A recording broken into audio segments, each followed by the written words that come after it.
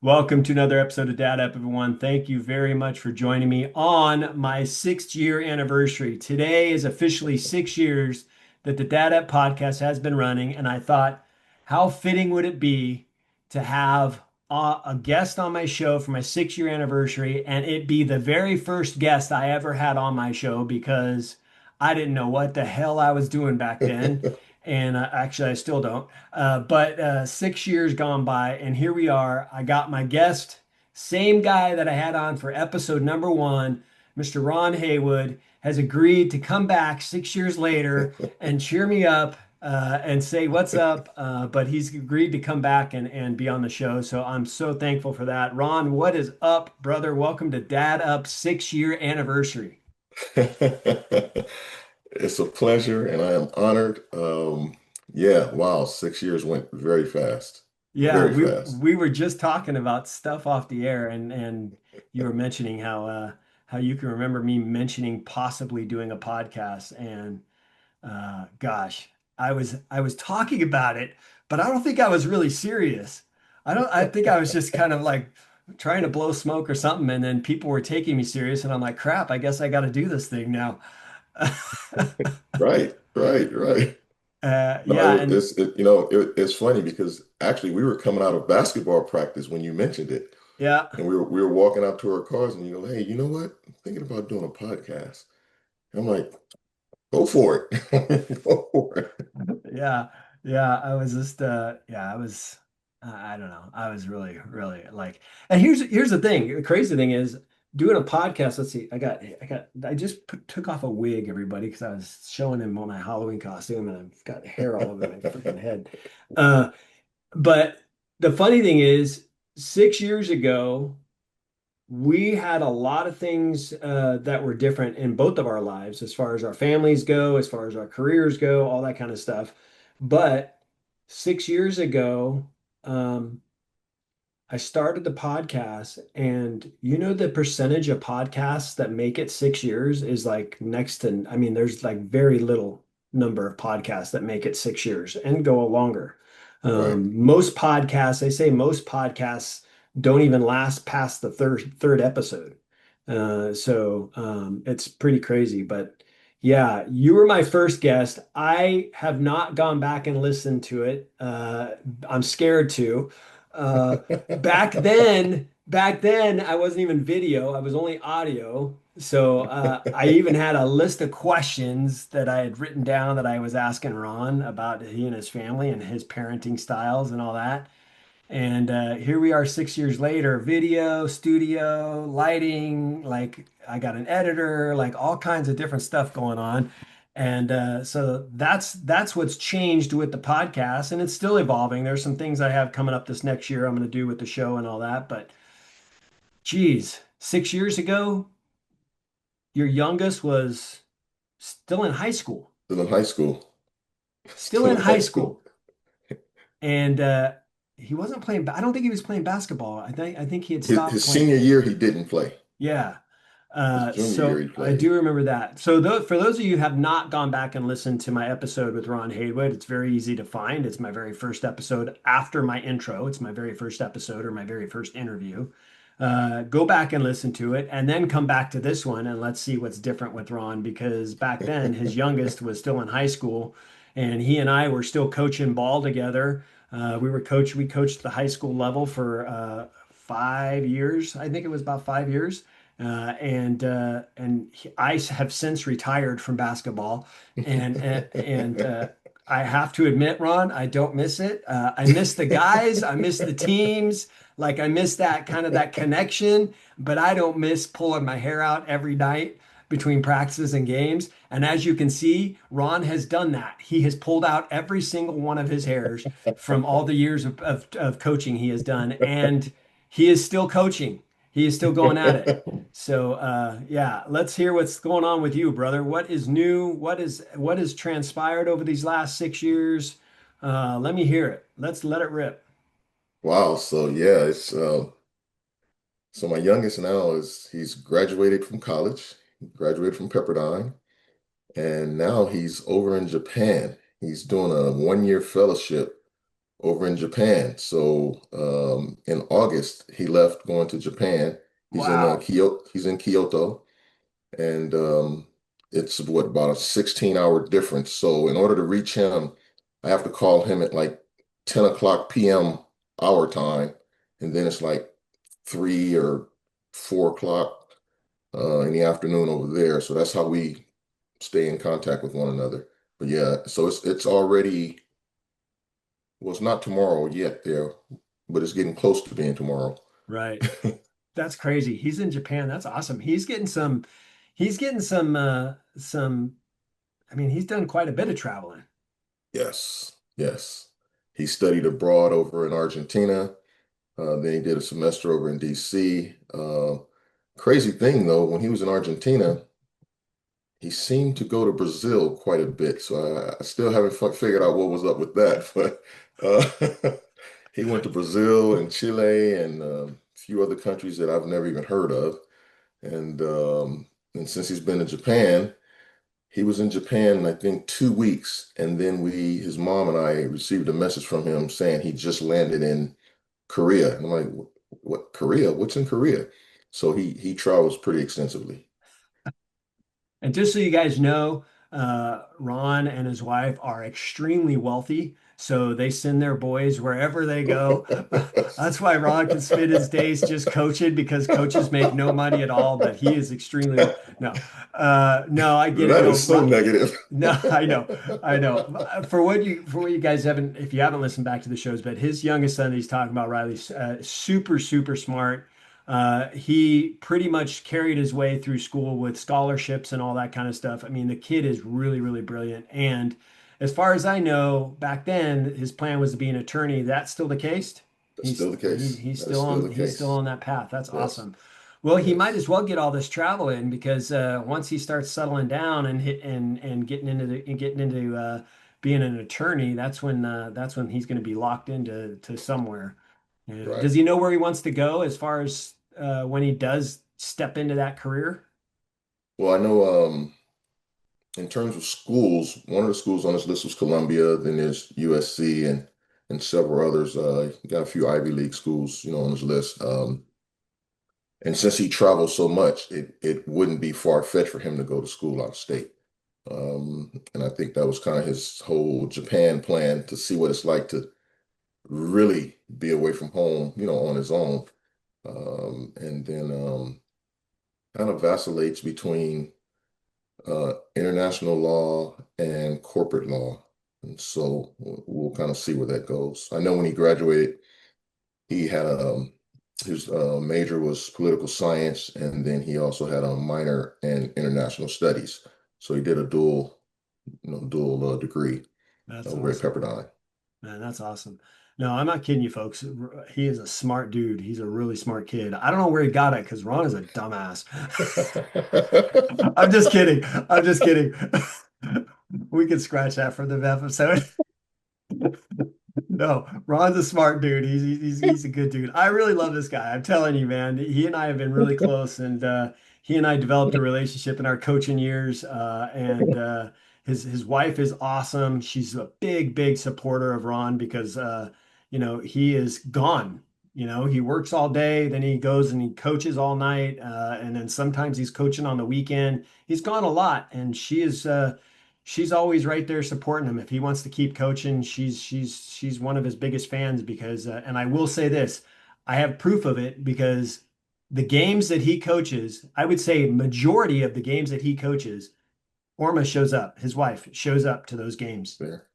And they have no kids on the team. None of the kids, like Ron is coaching, just kids, no one else from his family. And Orma still shows up and supports. She's there not to watch the game, but she's there to support her guy. And I think it's such an awesome relationship that they have. And it's inspiring. Let me ask you this though, Ron, when it comes to, your boys, well, let's ask it, what's up with Ryan? What's he doing? So Ryan went back to school. He's doing his master's now in finance. He's up at UC Santa Cruz, and so he's living up north, and so we are empty nesters. It's weird, right? It is. Anniversaries.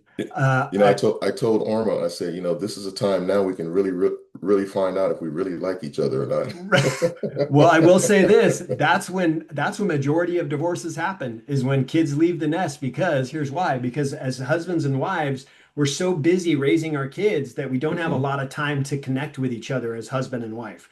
So we Right. don't have a lot of time to connect with each other. And then when the kids leave the nest and they do what they're supposed to do and go off in the world, then it's just you and your wife or you and your husband. Then you guys look at each other and go, "Who are you?" Well, who are you? Because Right. you guys are essentially strangers. So it really is a test to see how you guys will handle things. But I think Orba's got you handled just fine. I think she'll be fine. I think she'll be fine. She'll be like, yeah, yeah, she'll be fine. But though that's cool for Ryan. Good for him going back to school, get his master's. And that's awesome. I think so. No more coaching for him, obviously, for a little bit, because I know he was Right. helping you out for a while there. What about Lamar? Is he still helping you out? He's still there. I can't get rid of him. He's He's like that. He's like that mole you got on your side. You just can't. It's like keeps rubbing on your shirt. You're like, gosh, dang, what the hell is that? And Yeah, it's he's still around. He's hanging in there, going strong. no, I love Lamar. Lamar, we're talking about it's his brother-in-law, and his brother-in-law is a really good, really neat guy. He's a really neat guy, but he is all about the coaching too. And Ron and Lamar, and when I was back there, when I was coaching, it was me and Ron, and then Lamar was just kind of this, third wheel. Lamar would kill me for saying that. And then when I left, then it became Ron and Lamar as Batman and Robin, and that's kind of how they are now. But no, I tease Lamar because he's a good dude and he has a good sense of humor. So I think he'll appreciate that. At least I hope so. And if not, then I'll allow him to punch me in the throat the next time he sees me. He says he's got a 17 in his pocket for you. That's awesome. That's awesome. Well, okay, so let me ask you this. Your boys, obviously, you're empty nesters now. Your boys are grown. They're grown men, and Yes. they're doing their thing. They're living their lives. But as for us as dads, we still provide the advice, the guidance that Yes. they may need in times. What's one bit of advice that maybe you've provided to both your boys as they've kind of gone off on their own and trying to live their lives? Give me one piece of advice that you've kind of given them. Well, one of the things I've always tried to instill in them was when you're making decisions, don't make necessarily right now decisions, but make decisions for your future. Because a lot of times people make decisions, it's kind of a right now thing based on how they feel, Mm, not really looking long term. And I always use the analogy, of driving a car. You look out this huge windshield, and that's to see where you're going. right, And so you're supposed to look down the road, not just, right in front of you. You're supposed to look down the road because that way you can kind of see what's down the road if you need to detour, you know, um, make any pit stops. But when you get stuck in that rear view mirror, you're just kind of looking at your life about, oh, what happened? But you're so worried about that versus moving forward. And it's kind of the same thing I use with my basketball players. Hey, you miss a shot, windshield, windshield. Stop looking back at that missed shot, windshield. So that's the biggest piece of advice. Make decisions based on where you want to be later on in life, not just right now. right. I think it's super important to remember that taking the emotions out of it before we make the decisions, taking your emotions out of it because we've heard of like impulse buying and things like that. Ron is a big impulse buyer with the things that he wants in his life. But he teaches his kids just the opposite. And I'm another one. I'm a big impulse buyer, but I teach my boys just the opposite. No, just kidding. But no, taking emotion out of it before any decision you make in your life Right. is super important. And I think that's great advice. I mean, to sit back and really think about take the time before you make that decision because that decision could ultimately decide the direction of your life. Absolutely. whatever it may be. And Ron's right. That windshield, that big windshield that you're looking at is what you're supposed to see. The rearview mirror is little. It's little for a reason, because it's your past. It Right. shows what was in your past, and Right. that's why it's little. So the big windshield in the front is what you need to look out of, and that when it comes to making decisions, make sure you take the time to do that. I think is great. Um, I'm gonna have to tell my boys that because I don't think I've told them that yet. Uh, anyways, well, I think it's good. How's the basketball team going? Because you're still coaching Yes. at Claremont. Claremont. Yeah, Claremont. Claremont. How's the team coming? Because I know first couple years there were a little sketch, but how's the team looking? It's pretty scary because it actually reminds me of how we were over at Western Christian. Took over a program that had been struggling for years. Um, Year three, some magic happened, and so this is season three for me, and Mm. things are looking actually pretty good. We've been able to keep our own kids, kids that go to the local middle school, which, according to other people, that was something that didn't happen often. Kids would go to the middle school, elementary school, middle school in the neighborhood, and then they'd all branch off and go somewhere else. Well, we were able to keep quite a few of those kids. As a matter of fact, this summer, for summer tryouts, we had almost 50 kids in the gym. Oh, wow. And according to one of our coaches, my freshman coach, who went to school there at Claremont, played at Claremont, and was coaching there even before I got there, he said that is the largest number that they've ever had for a summer, as far as he can remember. Wow. And that's dating back, he's what, 26 now? So you're talking, 10, 11 years and moving forward. And Hmm. so, but team looks really good. They're still teenagers and they do crazy stuff at times. And then they look at you and they go, well, coach, I thought, and I'm like, yeah, that's kind of the problem there. You thought You're doing too much thinking, kid. too Just much play thinking. basketball. Right, right. But Oh, yeah, team's looking pretty good. We just got moved up two divisions in the Damien Classic, so that says a lot.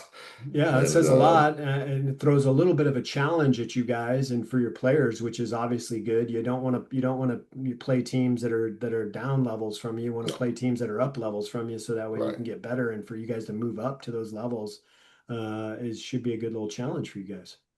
Yes, yes. And that's always been the plan. It's like that's the only way you can get prepared. You can't go into battle if you haven't practiced. And those tough games in the spring and summer and fall against those tough teams, they prepare you for your season. Hmm. Yeah, no, you're absolutely right. I remember back in Ron was talking about our Western Christian days, and don't let him just kind of skim over it because that's just not how it happened. He came into this program. Let me tell you about this Western Christian program. He came into this program where we weren't winning any games, and I know because I had boys that were on the team before he even showed up. And I saw how bad they were, and they were going through coaches like the Raiders go through coaches, and it Even was faster. yeah, and for sure. And they just were struggling. I mean, so much so my boys love basketball and they literally did not want to play. They literally did not want to play basketball anymore because that's how bad they were at the game and playing games. They were just losing game after game. He comes in. I mean, I think maybe we were like 0 wins or maybe 1 win. He comes in and then boom, we get 1 or 2 wins on the board the first year. Then the second year, it's like 6 wins on the board or 8 wins on the board, something like that. And then the third year, freaking genius happens, and he turned this team around in the third year. And we are not only that's when I came in as the third year. So I don't know, is there some correlation there? There was some correlation to that.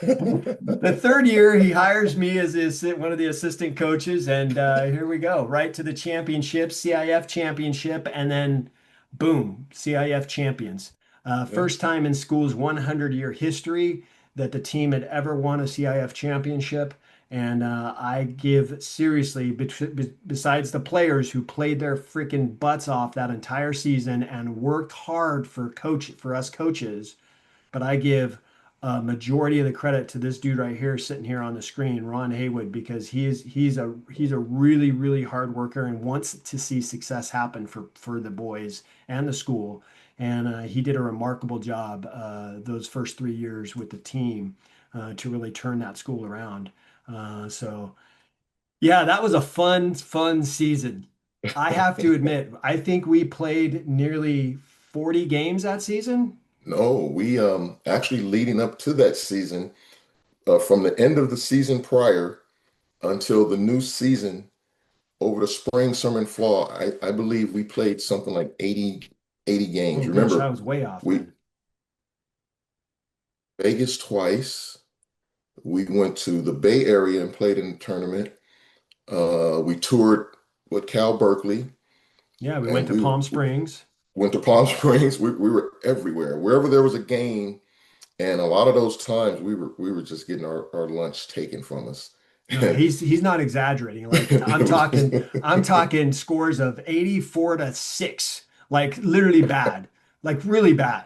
And they'd be like, who in the hell, like what kind of team would come into a tournament and want to get their lunch taken every single game? And trust me, there was plenty of times where us coaches were frustrated, the players were frustrated, they were trying beating themselves up over it.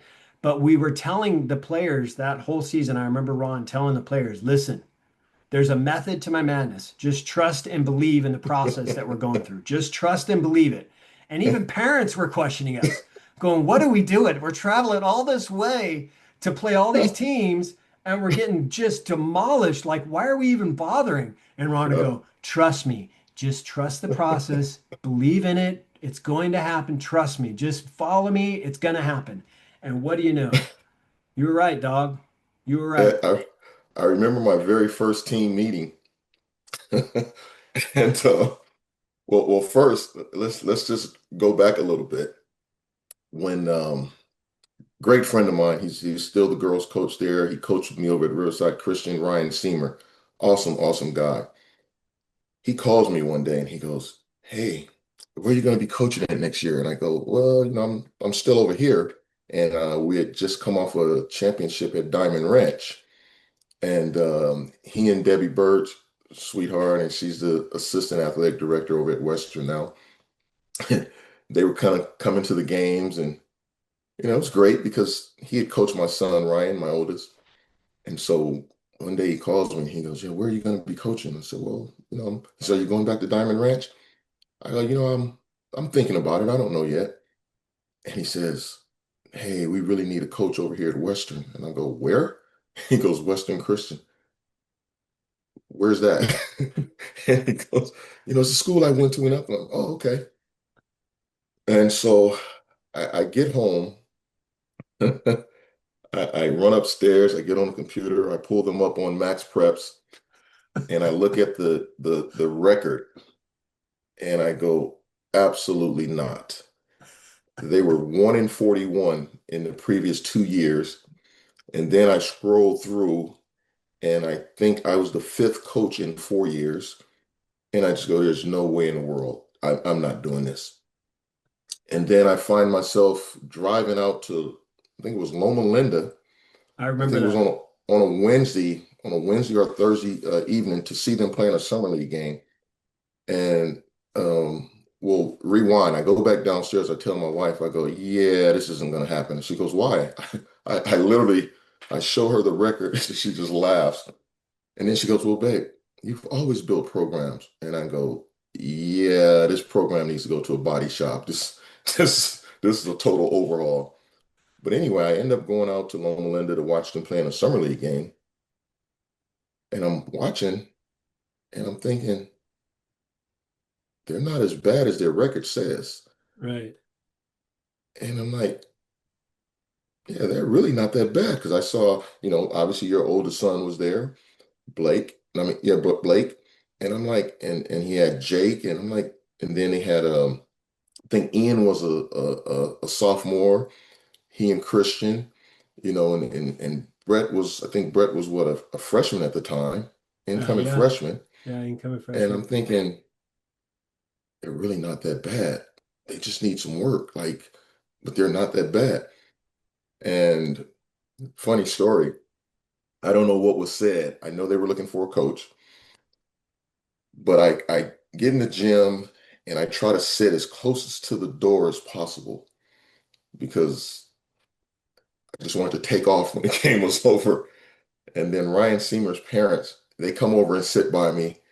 And so now kind of all the other parents are looking like, who is this guy? Who Oh is this no, guy? it was like I was like people were asking. I'm like, I think I might be the next coach. I think I might be the next coach. And so the game ends and Seymour kind of calls me over. And so I go over and the kids they just melt in my heart because every single kid walk up, they shake my hand, they look me right in the face, and they go, "How are you? I am such and such, and I'm such and such." And I'm just like, wow, these are really good kids too. So I go home that day and I'm thinking, no, I can't do this. I just can't. I can't. Well, the next week, I find myself back on the freeway, driving out to Loma Linda to watch them play again. Because somewhere in between the I can't do this, my heart was saying, yeah, you got to do this. And then my wife was kind of tugging at me. She's like, babe, yeah, go ahead, do it, do it, do it. And I'm just like, what is wrong with you? You don't have to deal with this. I do. And she's like, yeah, but I have to deal with you when you come home. And so the next week I went out there, and at this point, um, it was kind of like, okay, we're going to do this. And I think both games, they got hammered pretty good. Uh-huh. But I saw some potential there. And so then I go back and I tell Coach Seamer, I go, you know what? Yeah, I'll interview. I'll interview. And so I went, I did the interview, and at the end of the interview, they posed a question. They said, "Hey, coach, do you have any questions for us?" And I said, "Actually, I do. Just one question." I says, "Are you guys looking for a coach to coach a basketball team, or are you looking for a coach to build a program?" And they looked me right in the eyes and they says, "Well, we really want someone to build a program." And I was sold. Hmm. I was sold. And so the rest is yeah, kind of history. And I do Yeah. remember the first parent meeting. I'm talking about all these things and all these ideas, and everybody's kind of giving me the stink eye, like this guy's a nut. And, Not me. Like I was locked in on you. I was like, this dude is serious. and I remember using the word playoffs, and one of the parents says, "Coach, you do know you're at Western Christian." I go, "Oh yeah." He said, "Well, we haven't been to the playoffs in over 10 years." And I go, "Yeah, I've noticed that too." I says, "But that's not how I think." But slowly parents started to buy in, and yeah, it was a beautiful thing. Yeah, it Beautiful was thing. by that second year, things were starting to get rolling. We starting to build a little bit of traction. There was other schools that were starting to talk about us, saying we got to watch. They're a sleeper team. We got to start watching for them. And then by the third year, we start piling on those wins, and it was uh, it was magical. I mean, it was the best time I had had my all of my 20 years of coaching sports. It was the best time I had. It was a lot of work. We put in a lot of work. Listen, the A lot players of do a work. lot of work on the court, but the coaches do a lot of work between games, after games, before games, during the week when we're at our own jobs. We are working on trying to build a team, and yeah, it was a fun experience, and now we get to share that experience with the championship Super Bowl size rings and like I brag about it all the time. I get to share. I have a Super Bowl size championship ring that I get to share with my son, who is on that team, Yes. on that winning team, Yes. and it's just a memorable moment that I'll always have. So, And that was um, a beautiful thing too, because prior to coming to Western Christian, I was at Diamond Ranch and I was able to coach my son, and we won a championship together. And then to see you do it, it was just awesome. So I know how you felt because I had just gone through that a couple years prior too. So yeah, that was a beautiful thing. yeah. And then Brett gets to brag to Blake because Brett gets the championship and Blake didn't. Yeah, dude, So, Blake, my oldest son, man, he was on all those losing teams before Ron came in. Ron came in when Blake was a senior. yeah. We were still at the very, I mean, Ron was still at the very early stages of building a team, so it just was too late. Blake really wishes that he had had the opportunity to have those few years Oh under yeah. the coaching leadership of Ron, because he knows he would have appreciated basketball a lot more because it was my older son that wanted to quit all those years. We'd come out of practice. I was at all the practices, and we would come out of practices, and he would be like, "That's it. I'm not going back. I'm not doing this. This is just annoying. I just can't stand it." And I kept just poking at him, just hang in there, kid, hang in there. Things are going to turn around. Things are going to turn around. And every year it seemed like they didn't. And so I really wish Blake would have had that opportunity to have more years to be coached by you. But man, good times, right? Yeah. Now, Brian, we have to tell the story of how you came into coaching. Oh. Well, I know you had coached previously, So but I had coached for many years, and when my sons went off to high school, they said, "Dad, we appreciate all the coaching that you did, but we would appreciate you not coaching anymore." Because they were in high school, they didn't want to be embarrassed. I said, "All right, fair enough." I hung up my whistle, I retired from coaching, was done with it, and just enjoying being a fan. And I will tell you this, all through their high school years, whether it was basketball, Brett playing baseball, Blake playing volleyball, I was at all the practices, I was Yep. at all the games, I was there. And it's just something that I love doing, just seeing my boys play. And Yeah, I remember sitting at my office at work, and Ron calls me up and says, "Hey, you ever thought about coaching?" And I said, "Been there, done that. I'm good." And he said, "Well, let me throw something at you." He said, "I've been talking to the athletic director, and I told him that I really need another coach to help me out. And you're at all the practices, you're at all the games, you don't bother anybody, you just sit there and watch and enjoy what's going on. You seem to know a lot about the sport. I could really use another guy on my team to help me coach. Would you give any thought to that?" And I said, "Well, probably not, but there's a couple things I have to check on. Number one, I've got to ask my son because Yep. at the time it was Brett. Blake was getting ready to go off to college, so at the time it was Brett. Blake, excuse me, Blake. He was at high school and a senior, and I said I got to ask my boys if they're okay with me coaching, as long as I don't, cause any, goofy stuff. But I got to ask my boys if they're okay with me coaching. And then number two, I've got to ask my wife if she's okay with being a coach's widow again. Because Right. those are the two people that I've got to ask, my boys and my wife. If they Uh, both agree to it, then I'll give it some thought and we can talk about right. it. And That was it. I remember asking Blake, he's like, "Dude, I'm getting ready to graduate. I don't give a crap what you do." I remember asking Brett, and Brett said, "Dad, it doesn't bother me if you coach or not. So you do you. I'm good. If you want to coach, coach. If you don't, I'm fine with that too." Okay, got their approval. So I went to the wife, and she's like, "Really? You want to go back to coaching in the high school?" I go, "I've never coached a high school. Ron's asked me, like, give it some thought." And then she said, "Yeah, why not give it a try? Go for it if that's what you want to do." And that was history. That was it. That was Yeah. a wrap. And then I Yeah. come in and Ron brings me in and we start coaching together. And what do you know? We make it to the championship that year.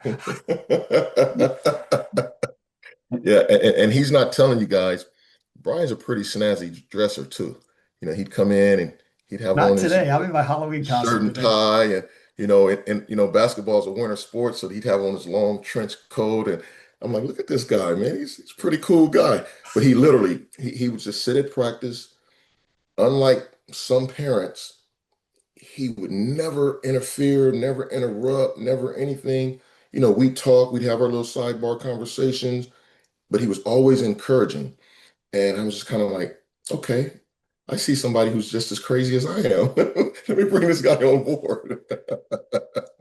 Yeah, but Yeah. that was great. And it just goes to show you, like you said, you would tell Blake all the time, just hang in there, just hang in there, things would turn around. And you know, and we talk a lot about basketball, but basketball and life, they go hand in hand. You can be up 20 and you look up and now you're down five or six. You can be down 20 and look up and you're winning the game. And that's kind of how life is. It kind of gives you these highs and lows. And so that's why, like I tell the kids, hey, windshield. Yeah, the rearview mirror is there so you can glance up, but it's not for you to get stuck there. You glance up to see where you've been and how far you've come along, but you stay in that windshield and keep moving forward. So yeah, I just, just in talking to you those times, at practices, during like water breaks and stuff, or after practice, I knew you knew a lot about the game. I knew you cared deeply about not just your kids, but the other kids. That was something that I saw in you as well. And so that's why I say, yeah, this guy is just as crazy as I am. So yeah, let's do this. And we had some good times, man. We had some good Great times. times. We got a lot of stories we could tell. Great. You Just ready to unretire? No, I'm good. I'm good, man. Now I'm good. Now I'm good. I had my fun. I will tell you this. I will be coming out to games. I know you know I moved, so I'm a little further Yes. south now, but I'm still up in that area a lot. So I will be coming out to your games in Claremont. And if you guys are ever traveling down my way, make sure you let me know so I can catch some of those games. But I really enjoy not only our friendship but who you are as a human being. You're a faith-based man. You love Jesus. You love your wife. You love your boys. You love the school that you coach at. You love the kids that you coach. Just a really good dude. And I appreciate our friendship all these years. And I look forward to continuing our friendship moving forward. But Ron, Absolutely. thank you very much, man, for being on the show. I really appreciate it. Thank you. Thank you for having me. And tell the wife and my two nephews I said hello. Um, and we'll see them soon. Yeah, absolutely. Well, listen, guys, this has been another episode of Dad Up. I want to thank my good buddy, like one of my best friends, like a brother to another mother. Seriously, Ron Haywood for being on the show. And if you have not yet watched the first episode with Ron Haywood, who was my number one episode, and now here we are, 300 and something episodes later. I think it's like 3, Wow. 14, 15, 16, something like that. Over 300 episodes later, we're anniversary years. Year 6 starts today. Crazy, crazy, crazy that the show's been going on that long. But please go back and watch. I shouldn't say watch because you can't watch it, it's only audio. Go back and listen to the first episode. I want to say it's probably only 15, 20 minutes. It's not that long. But go back and listen to it and then come and watch this episode and tell me how much better it is. I'd love to hear your feedback on that. And maybe I'm not better. Maybe I'm worse, right? Who knows? But I'd love to hear your feedback. But listen, if you are not yet subscribed to my show, please make sure you do that so you don't miss any of the awesome guests that I have on each and every week. And as always, 6-year anniversary, I'm still rolling, and I hope you are still here with me. I hope you still enjoy the show. But as always, I look forward to seeing you all on the next episode of Dad Up. Wow, another amazing episode in the books.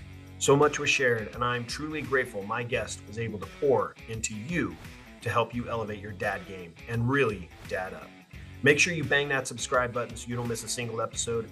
And while you're here, please don't forget to leave me a rating and a review. I always appreciate the feedback. And one last thing, don't forget, your role as a dad is one of the most important roles you have. So if you need a little help or have questions, don't hesitate to reach out to me on my website at daduptribe.com or at my Instagram page at Dad Up Podcast. Until next time, everyone, Dad Up.